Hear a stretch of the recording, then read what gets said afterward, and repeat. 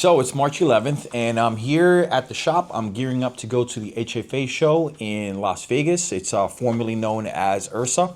It's a huge industry gathering. It happens once a year, and we tend to go every year, but last year we skipped out on it. I was super busy, and I just couldn't get away. This year, it's in Las Vegas, which is always a great venue. So I always prefer Las Vegas or San Diego, to be honest with you. I don't really like the LA show as much, just because there's nothing really around the LA Center or whatever the way they have it. I think it's near the Staples Center. So Ursa is a really good place if you ever want to go. If you want to just kind of see where like the industry is actually headed. It's you're going to notice a lot of trends happening at the show, and usually those trends translate into the fitness centers that you see opening up all around the place. So we tend to go there and kind of like check it out and see, like what's going on, what's out there. And it's good for us because we kind of get to tell our customers like, hey, like I probably would, you need to start gearing your gym towards this, or maybe slowly start changing your product mix or whatever. So that's one of the biggest reasons why I go. The second other reason is I get to meet the vendors. There's a lot of people that we'll deal with over the phone that we never actually get to see in person, unless maybe once a year, which is usually this show. So it's a great gathering place if you're from the industry. And I just created this vlog today, just to kind of take you guys along if you've never been, or if you ever want to go, or you're just curious about what it is. Maybe give you guys an insight as to what the HFA show is every year. There is a lot of things that happen at the show that are pretty cool, that kind of like sets a trend for the rest of the year, or sometimes a couple of years. For example, in 2018, glute drive started becoming a thing. Now all of a sudden everybody's got like 9,000 glutes. Glutes a big thing. Pre-2019, pre-COVID, for example, it was a lot of cardio. It was a cardio-centric way of building gyms, and it's switched. Like it basically is done 180 at this point, where it's like switched totally over to mostly strength. A lot of places are getting rid of a lot of the cardio, and they're just putting a lot of strength equipment. So those are the kind of trends you'll actually see there. So I want to take you guys along. So I don't have really much going on today, but I gotta get a haircut. I gotta get ready. Gotta pack still. And then I'm going to take you guys along on a trip, show you some clips from the show themselves, show you some of the highlights that I see of changes in some of the manufacturers, or anything that I see that it's cool. And I'll post it on this vlog, and hopefully you guys enjoy it. And if you ever get curious about going, at least you know what this will look like. So I will catch up to you with future self at some point.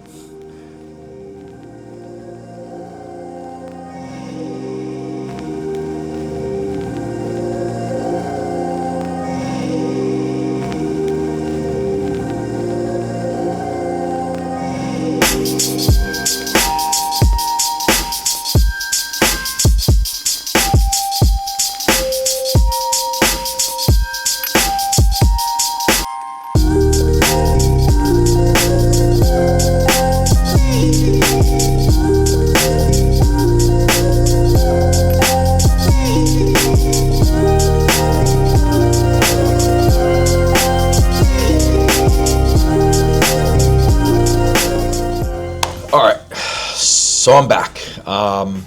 So the show was actually really, really cool. I gotta admit, it's the best it's felt in 5 or 6 years since I've been going to Ursa all these years. It kind of felt like it died after COVID, and this year it felt like it was back. I don't know if it's the location, being that it was in Las Vegas. I don't know if it's just the industry as a whole, just bouncing back. But it really felt like a really good show, and the energy was really good around the show. I thought that the HFA show was top tier, more than most times, as far as the amount of people that showed up, as how many of the manufacturers actually showed up. I thought that was pretty interesting, and I think that it was a good turnout. So that I could say about it. So let me give you some thoughts. So I did write some of this stuff down. All right, let's see here. So what did I see? So one of the biggest things that I saw at the show was that all the half racks, everything that's like half rack, squat rack, etc., is actually being integrated with storage or with cable solutions, which was something that I thought I seen Eleiko do a few years ago, but now like every single manufacturer that sells a rack has a storage solution that goes along with the rack. So it's actually smart of them because it's a good way to consolidate, to make space a little bit more efficient. But it seemed like everybody had something. So whether it's a half rack with storage and then like a cable column with like pull-ups in between, or just two half racks with storage in the middle, it was kind of like the going theme. I thought it was the going theme. Another thing that I saw was that recovery and wellness was actually really big this year at the show. So, infrared saunas, cold therapies, like infrared treatments, red light therapy, all that stuff was, pretty big at the show this year, which I thought was different from years prior. I mean, it's always kind of been there, like, you see like massage tables and massage chairs and stuff like that. If you guys hear my dog snoring, it's because she's over here and she's passed out over there. But yeah, so that's another thing that I noticed that made it pretty big. It was interesting to see that much in wellness, and I think that it's becoming a part of like the recovery portion of training. It's actually becoming a big deal, and I think that since they're at the show, it shows you that the market is actually growing. And I wouldn't be surprised if in 5 years time it's 30% of what we do is recovery, because a lot of people think about training, but not a lot of people think about recovering. So, it's pretty interesting what they're doing with that. Another couple of things that I saw was there was a lot of new manufacturers from overseas. Generally we get some manufacturers coming into the show, but this year I saw a lot of Chinese manufacturers, a lot of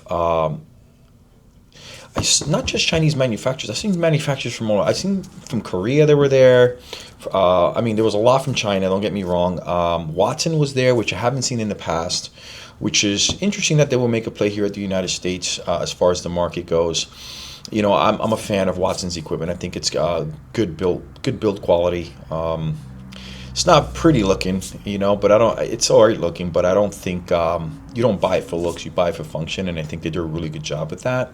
Panada was there. They're obviously Panada has been there for the last 3 or 4 years, so it doesn't surprise me to see them there. They had, Mr. Olympia there, Phil Heath. They just seem to have they do a lot with the bodybuilding community, so I think that that's the reason that they bring, why they come to the show for the most part. I don't think you're going to see them a lot in like Crunch Gym or in LA Fitness, but in their market they do pretty well, which is interesting to watch. Also, another thing that I saw was electronic weight, being implemented with a lot of the manufacturers, which is interesting. It's funny because it's not on the high-end manufacturers, but just kind of like at the entry level, you're starting to see a lot of innovation as far as that goes. So when like the tonal first came out, the electronic weight system was, janky, to be honest with you. But now I tried a few different manufacturers with electronic weight, and I got to be honest with you, I was really impressed. I think that just like it's going to be like a thing. Like it was the first time I actually felt where it was viable. The pin select stuff is good. Obviously it works, but what you could do with electronic weight was a massive difference. You could actually do drop sets, with it pretty simply just by pushing it and setting up the programming for it. So Spirit was one of those. Spirit Fitness was actually one of those manufacturers that I sat down and spent some time with, and the stuff was actually amazing. And I thought that if this is what they're doing in a few years' time, manufacturers are going to have to catch up with the technology, and it's going to be a thing.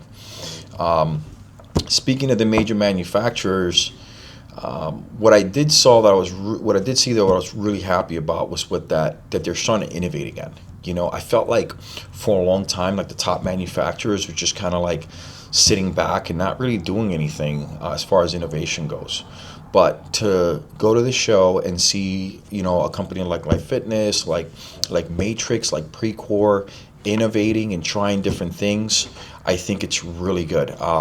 Pretty much everyone has a pendulum squat now, which back in the days it was kind of like a specialty piece, but they're starting to catch up with the trends of strength training, and I think that they're starting to keep their eyes open and say, no, we have to be innovative. We have to keep pushing forward, which is good to see because they're the trendsetters, in the industry. So if they're not innovating, no one is, or it feels like no one is. So it was really cool to see them innovating. So like pretty much everybody has a belt squat now. Everybody has a pendulum squat now. And they have their own kind of like twist on the pendulum or on the belt squat. Core came out with a belt squat as well, which is a Nautilus, which I've been kind of waiting for Nautilus to actually start really innovating because I'm a dealer and I think that they are a really good product, but I think they lag behind sometimes on innovation. They do come out with a few pieces a year, but that was something that was pretty interesting to me. What else? I think that it's good to see mainstream brands kind of saying, hey, like we see what everybody else is doing, we have to go in that direction. So I'm pretty happy to see that. What else? I think, let's see here, let me see here. I'm looking at some notes. Rise of recovery, blah, blah, blah, blah, blah. So yeah, I mean, those were like my, those are kind of my thoughts on the show.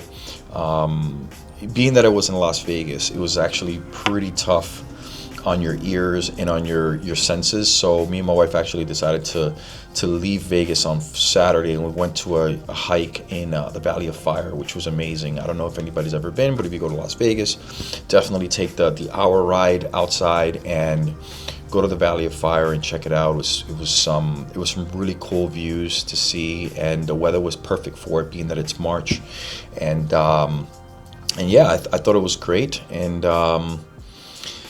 what else? I think for the first time in a while, I actually went to the show and I came back and I felt like, oh yeah, this is worth the trip. Sometimes you go there and you're just kind of like, I just came back to see the same exact thing. So I'm excited to see what the future brings. I'm excited to see what happens. So I hope this is helpful. Again, if you guys ever have any questions or you guys want to talk about gym equipment or a gym or something like that, just give me a holler. I'd love to help. And I'll leave you guys with some views of Valley of Fire and some of the show, and we'll go from there. All right. So on the next one.